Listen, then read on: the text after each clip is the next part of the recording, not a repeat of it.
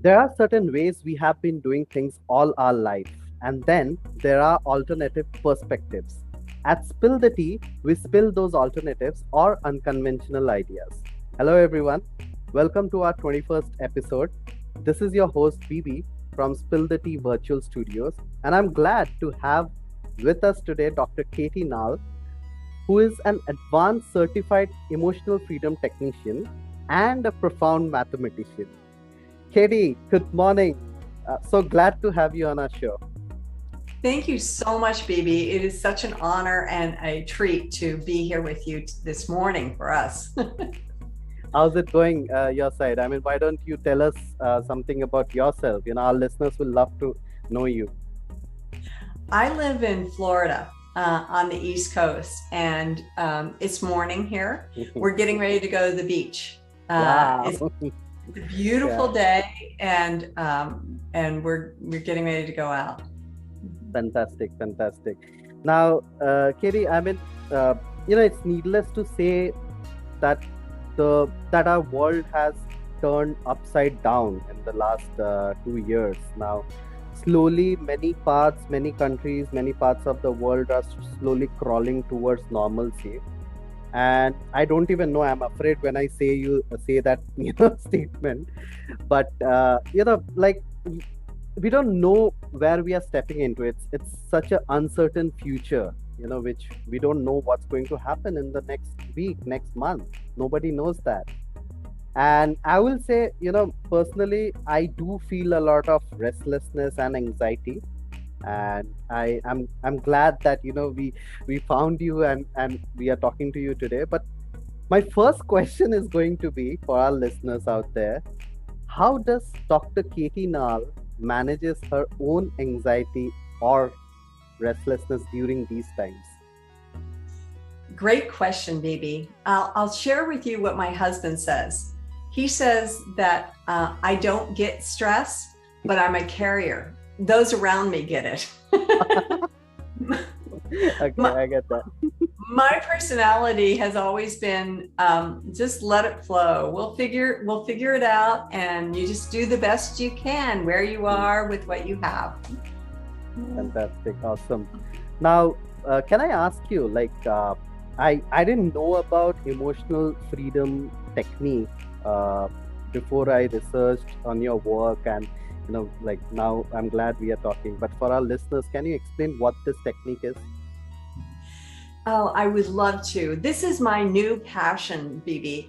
I've always been a mathematician, and I've always been pushing and promoting math and explaining how fabulous it is. And now I feel the same way about emotional freedom technique. It's called EFT, and it's also called tapping. The reason why it's called tapping is because the basic recipe, the main thing that we use, is actually tapping on different parts of your body.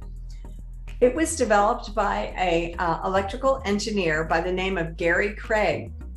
He's a graduate of Stanford University, and he was watching psychologists and psychiatrists who had been working with people who had major depression, were anxious, fearful, and they wanted to break through. They wanted to have these people have restful lives, wanted to have that peace, right?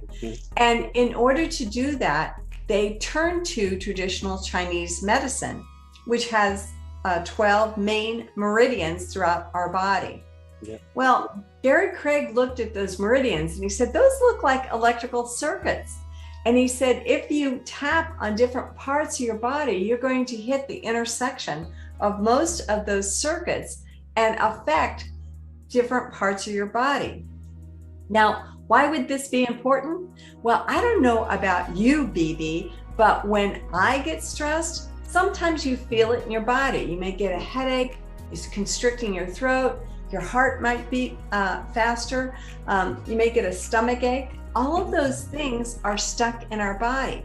Well, what tapping does is it relieves that blockage, energy blockage that we have, and allows the energy to flow freely through our body, relieving the stress. And clinical studies that have been done all over the world have shown that this stress reliever eliminates the stress. So stress about that individual stressor is gone forever. It does not come back.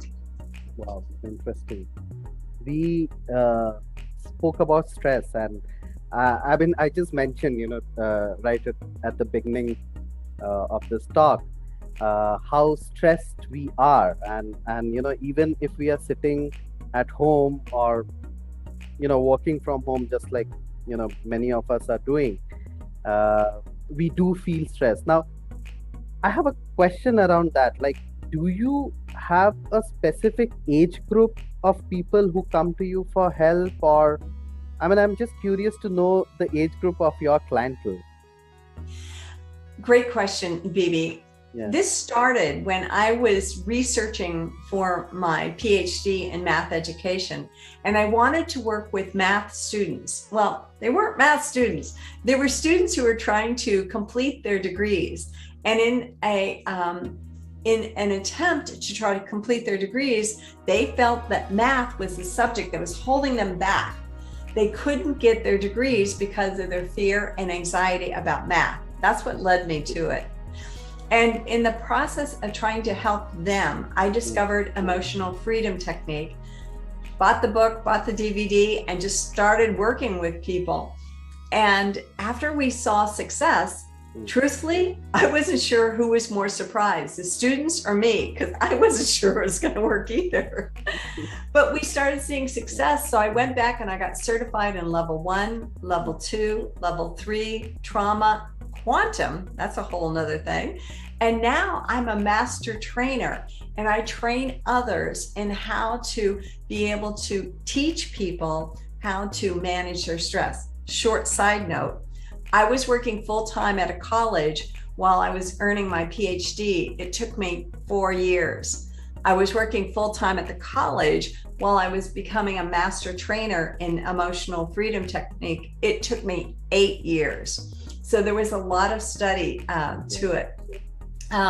But to answer directly your question, in addition to students, I worked with clients as young as a few months old and working adults who have been stressed about all kinds of things, from fear of spiders to not wanting to cross over bridges to wanting to focus at work and not being able to because of all of the things that are going on around them.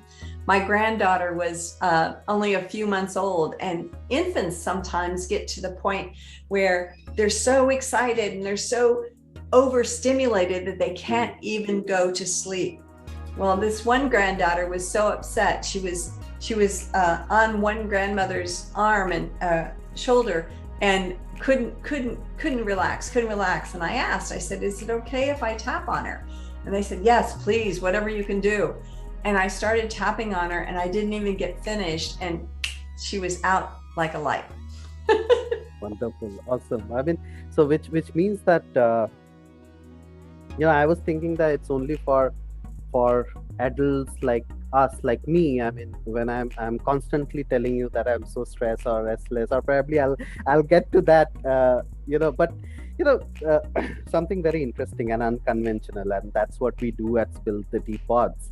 And when I read about you on your website, you got your PhD, you earned your PhD when you were nearing your 60, and that actually motivated me, inspired me that there's so much to do in life. What motivated you? I mean, I'm very curious to know that.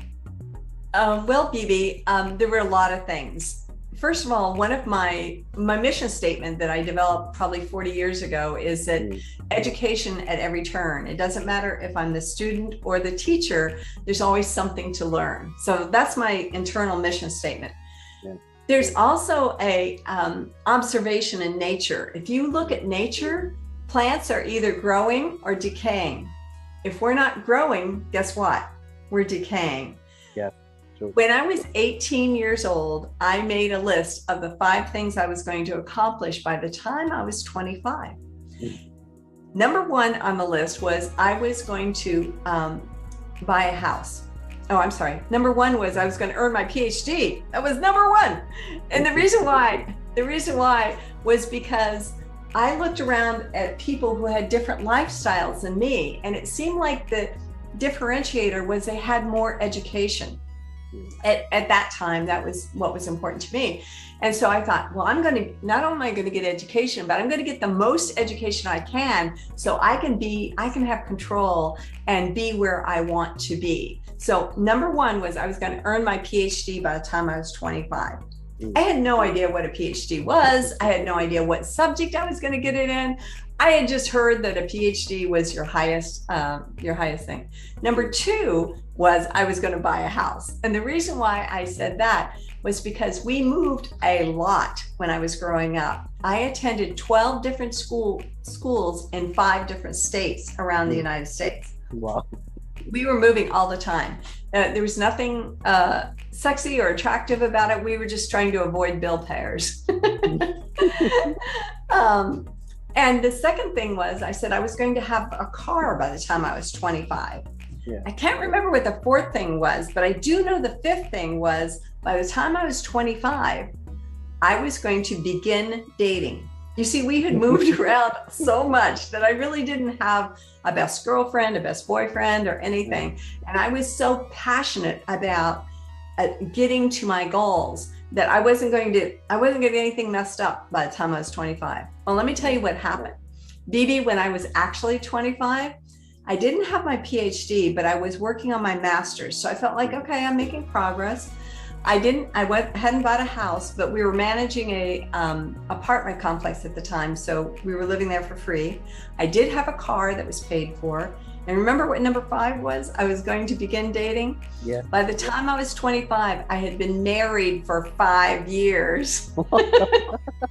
It turned out that my husband had a plan also that was different than mine. So by the time I was in my 50s, I was working at a college. So PhDs were recognized. My youngest child was over 25 when I went back to school. And I was able then to accomplish my lifelong goal, which meant I had to create new goals. So one of my new goals is I want to dance at each one of my 5 granddaughters' weddings. That means I have to stay in good health, stress-free, for probably the next 30 years, because the youngest one is only 1 year old. Awesome, awesome. I mean, such a lovely and inspiring story. You know what I was thinking when you were telling me about your life. So your PhD didn't actually take 4 years to complete it. It took more than 40 years because you didn't leave that. You know, you didn't leave that mission, that goal. And I'm pretty sure, you know, your family supported you, your children, your husband, to get you there, that you did your PhD nearing 60. Now, coming back to the EFT technique, which took you about 8 years. So it kind of tells the intensity and the in-depth knowledge you have accumulated, and now you're helping your clientele. Katie, you also spoke about quantum and mathematics. So I'm also curious to know what's the relevance of mathematics or quantum in the techniques you use. Interesting question. So the quantum tapping that we talk about actually touches on past lives. And yeah, there have been clients that I've had. I have clients worldwide on a variety of issues. And I've had clients that we have reached an impasse. We can't get any further. And so I start talking about past lives, and we have huge breakthroughs. So tapping can not only release the stress that you're feeling now, but it can go into histories of things. I didn't understand this when I was getting the training, BB, but what I learned, and this made so much sense to me, is I'll give you a little example. When my grandmother was pregnant with my mother was in her womb. My mother had all of her eggs then at that time. So that meant that everything my grandmother experienced during her pregnancy was in my DNA, right?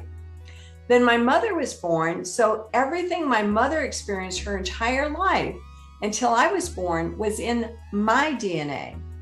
So when you may have a situation where you go into a room, you meet a person, you're in some kind of unusual situation, and you're like, I don't feel comfortable. There's something that's not quite right. Yeah. And it could be the memory in your DNA that you don't have any idea where it's coming from. And yeah. Awesome. I mean, such in depth and okay. I mean, it kept me thinking, and it's so logical when we think about these. It's so logical. You know what, Katie? Something happened during this talk, just now. So what happened is my stress level kept coming down, but I still do have some stress. So can we? I mean, I don't know if you are okay with trying the tapping technique on me. Are you kidding? I love to share tapping. Let's do it. Oh wait. Okay. Let's do it. Okay, I'm going to warn you, BB, because I know that your podcast is all about positivity. And what I believe is that I've been that way my entire life too. Mm-hmm. What I found is that even though we want positivity, there are things that happen in our lives that we have reactions to. And it doesn't matter. So what tapping does is it breaks through and releases the negativity, so that we have room for the positivity to come in. So I'm going to be asking you a bunch of very different questions. And here's the only thing you have to know is it has to be true for you. That's all. It has to be true for you. Let okay? me drink my water. Drink some water. Yeah, water is really good during tapping. I always have my clients drink water. Okay, so you bet. Okay, so you mentioned that you feel stress. Is that right? Yeah. Okay. Tell me, what is the stressor? What is triggering your stress? And here's the interesting thing about tapping. If you know what it is, but you don't want to say what it is, you don't have to. If you feel comfortable saying what it is, you can.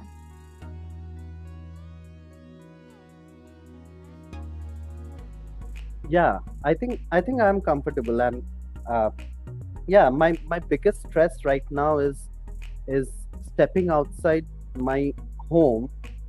I may catch COVID.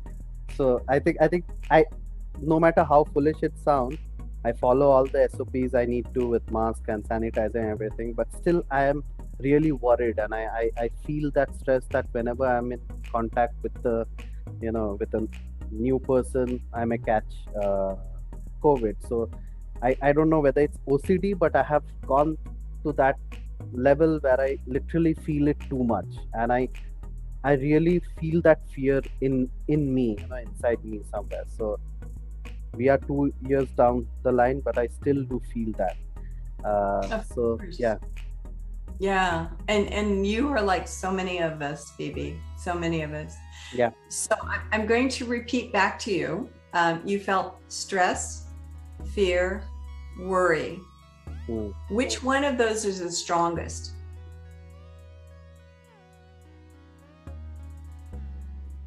Fear. Fear. Okay. So when you think about, when was the last time that you went outside and you felt that fear? Last week I took a public transport to go to a relative's place. I mean, I took an Uber, so I was literally in fear. Yeah. Okay. So last week you took an Uber and you're in fear. Now, BB, thinking about it right now today, from the top of your head to the bottom of your toes, when you remember going into that Uber and the fear that you felt, where do you feel it in your body? I felt it in my in my breathing. In your breathing? Yeah, in my breathing. Okay. Yeah. Okay. And from 0 to 10, where 0 is like, you know what, it's going to be fine, and 10 is the most fear you've had in your life, where is that fear right now? Oh, Yeah, that's pretty interesting. Yeah. So I will say it's somewhere 6 or 7. Let's say Okay. 7 because yeah, I'm generally I found Okay. more fearful. Yeah, so 7. And is this a true statement? Right here, right now, I feel safe. Right here, right now, I feel safe. Is that true? Yeah. Okay, good. So for all of your viewers, and I know you have millions out there, I'm going to encourage them to tap along with us. They may not have the fear and it may not be in their breathing, but they may feel the effects of this as well. It's called borrowing benefits. So I'm going to encourage them to go along with us. Yep. We're going to do it the first time without words, and then we're going to add words. When we do add words, my last question is, if I say something and it's like, you're thinking to yourself, that's not quite the way I would say it, will you rephrase it in your own words? Yep. Okay, good. I can. Yeah. So we're going to start with the side of the hand, and you can use either hand, it doesn't matter, but it's between your wrist and your little finger. And you're going to tap right there. And you're just going to think about that fear. We're not going to have any words. We're just going to tap. When we add words, there's going to be a sentence we're going to repeat. So we'll say it 3 times. And then the next place we're going to tap, again, you can use your right hand or your left or both. It doesn't matter. And you're going to tap right on the crown of your head, your crown chakra. And then I'm going to warn you, we're going to go in for a close-up, okay? Because I want to make sure you get the right place. But it's going to be on the edge of the eyebrow, right above the nose, above the nose, over. There you go, right above the nose. There you go. That's the next spot. And then our next spot is between our eye and our hairline. You got that right there. And then the next spot, BB, is where I keep all my bags. That's going to be under my eye. It makes me easy to get ready and go someplace quick. And then under the nose is the next spot. And then we're going to tap under the lips, right above the chin. And then I usually have my clients join your wrists and go right on your collarbone. A little bit lower down on your bone. There you go, right there. And then the last spot is about 4 inches under your arm, where your ribs are, and give your ribs a good hearty thump. There you go. Now, there's something I've added for my clients, just because, you know, I got to have fun, is that we put both hands on the shoulder, and we're going to go all the way down to our wrists, and we're going to blow our air out like a cartoon character. So it looks like this.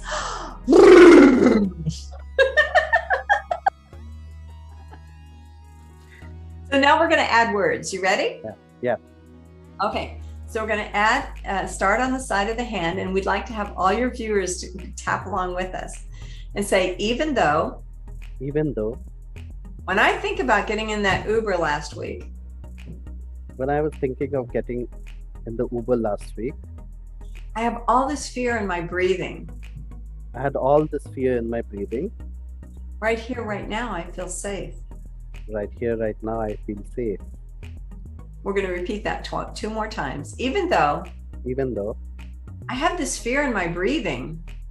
I had this fear in my breathing. Just thinking about getting into that Uber last week. Just thinking about getting in the Uber last week. Right here, right now, I feel safe. Right here, right now, I feel safe. Last time, even though my breathing is full of fear. My breathing is full of fear. Just thinking about getting into that Uber last week. Just thinking about getting into that Uber last week. Right here, right now, I feel safe. Right here, right now, I feel safe. And then top of your head. All this fear in my breathing. All this fear in my breathing. Again, a close-up on the edge of your eyebrow. There you go. All this fear in my breathing. All this fear in my breathing. Side of the eye. My breathing is full of fear. My breathing is full of fear. Under the eye. So much fear in my breathing. So much fear in my breathing. Under the nose. I have all this fear in my breathing. I have almost all the fear in my breathing. This fear in my breathing. This fear in my breathing. Cross your arms. This fear in my breathing. This fear in my breathing. And then thump your ribs. This fear in my breathing. The fear in my breathing. And then hands on your shoulders and all your air out.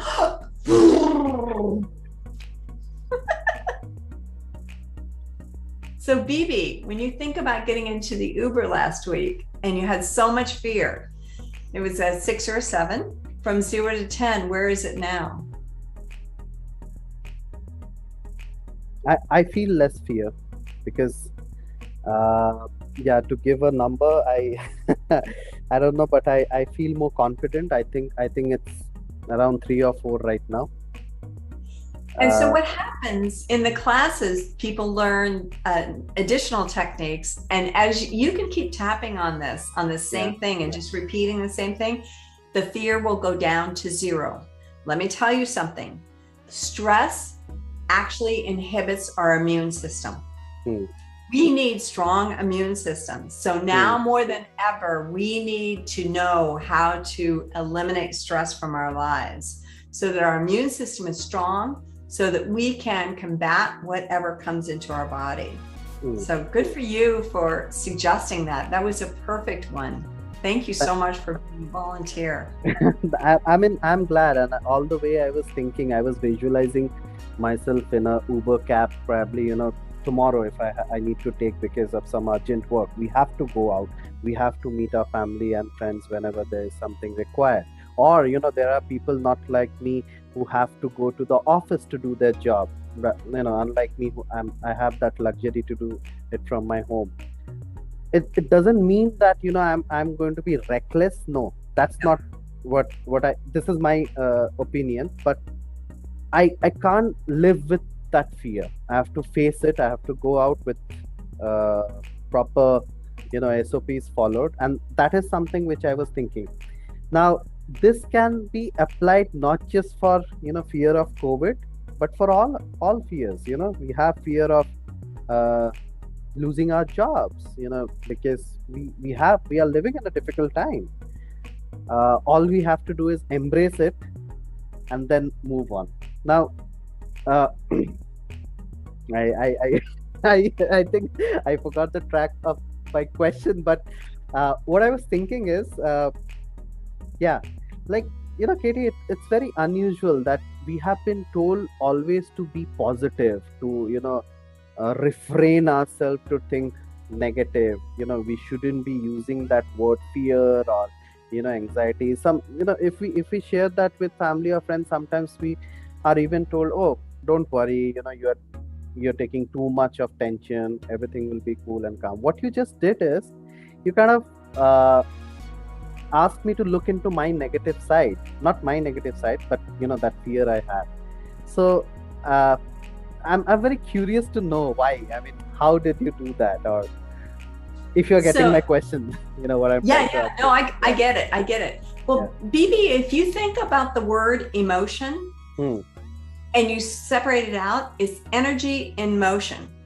We have our positive feelings. We feel love, we feel joy, we feel happiness. And you know what? Those feelings drift. They move on. And that's what they're supposed to do. But what happens when we get angry or we get upset or we have this fear? It stays with us. Now, why does it stay with us? I haven't found the answers to that, but I will tell you, BB, that I have a personal observation. And this came from the way I raised my own children, that when they were happy or when they were loving or when they were kind, I loved it and I held on to them and it was just really fabulous. And I allowed that emotion to pass through them, that energy and motion to pass through them. But what happened when they were playing together and they weren't sharing their toys? What did I do? I told them, you have to share, you have to do it. So they were having negative emotions, probably jealousy, I don't know what, fear that they might lose something, whatever emotions a 2-year-old has and can't explain. They were having whatever emotions there were. And then what happens? A respected authority comes on, and instead of allowing that negative emotion to pass through them, now we have maybe an embarrassment that a parent came after, or a possible loss of love or a fear of a parent. And so it's not just the anger or whatever emotion they have, but now it's coated with all these other emotions. So when we have a fear, that fear of maybe getting COVID is not necessarily all standing by itself. It may be coated with that fear that we had, maybe something that happened to us in our childhood, maybe it was something that happened to our mother, maybe it was something that happened to our grandmother. And so those fears are just not by themselves, and we cannot allow them to pass through us. There have been times where, I'm angry right away and then it's gone. I'm trying to open up a can or something and I spill everything and I'm like, I'm really angry or frustrated, and then it goes. Well, that's what emotions are supposed to do. It's when they get stuck in our energy system that's what causes damage. Dr. Hans Seeley, who in the early 1900s did his initial research on stress, he was a medical physician who was looking at patients who had cancer, patients who had diabetes, patients who had heart issues. And among all those patients who had totally different symptoms, he started noticing that they all had similar kinds of what's the word I'm looking for? They all had similar symptoms outside of their disease. And that's what he named as stress. So stress is an underlying trigger for all our diseases. And once we know how to control and eliminate stress, well, then I can live an extra 30 years to be able to dance at my grandmother's and my granddaughter's weddings. Wonderful. And it's so natural, right? I mean, what you just taught me is, and so our listeners is to embrace it, to face it, to control and, to eliminate it. We may not eliminate and bring the stress to zero, but that's what we have to do. We have to keep trying. And you can eliminate it, and you can do it.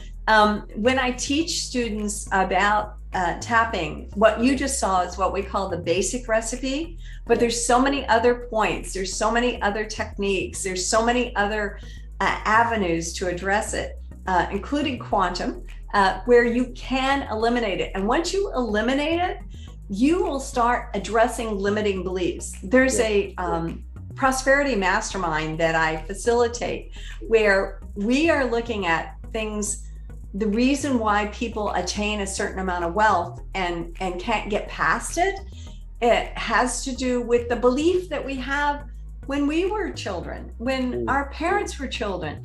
And so once we eliminate that, I have seen people double their income in 40 days. 40 days, BB. Because we can identify and eliminate whatever energy that is stuck in us. I feel very relaxed and very grounded right now, and I'm pretty sure our listeners will be feeling the same, because we have just tried the tapping, and you know what, I'm going to use this, leverage this, probably that's the right word, to face my fears and eliminate it. And our listeners will love to contact you. So that brings me to the end of this talk, which was a wonderful talk. Thank you so much for giving me this opportunity, I will say it that way, to try tapping on my fears. Where can our listeners find you, Katie? I'm on all the social media, including Clubhouse, and they can access me through my website. My last name is Nall, Nall, followed by the word edge, EDGECO.com. So it ends up being knowledgecompany.com. That's a play on words. So they can go there. They can email me directly at hello@drnall.com. So that's HELLO@DRNALL.com. And I will reply back. I do have clients all over the world. And what I'm really excited about is being able to teach tapping. We do have a tapping class coming up at the end of the month. It's all on Zoom. Although it's an 8-hour class, I will not teach 8 hours on Zoom, but it's in 2-hour segments. So it's 2 hours, and then next day, 2 hours, 2 hours, 2 hours. And people will actually be taught, and they will do tapping themselves on one another and evaluated. So it's a great opportunity. Well, then, what I'm going to do is when I release this talk, I'm going to mention all your all your social handles, including your website, and also will mention about the upcoming tapping session so that people can contact you, our listeners can contact you. Any last words from your side, Katie? Yeah, I would encourage everyone to identify their negative emotions and where it is in their body and release it.